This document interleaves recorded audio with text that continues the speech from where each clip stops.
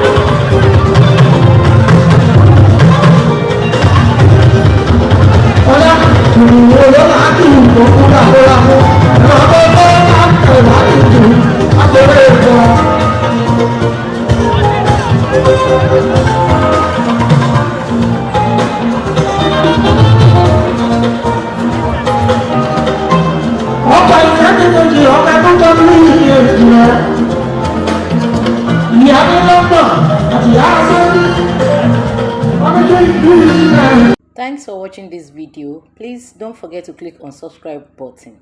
Kindly comment and share. We drop new videos daily.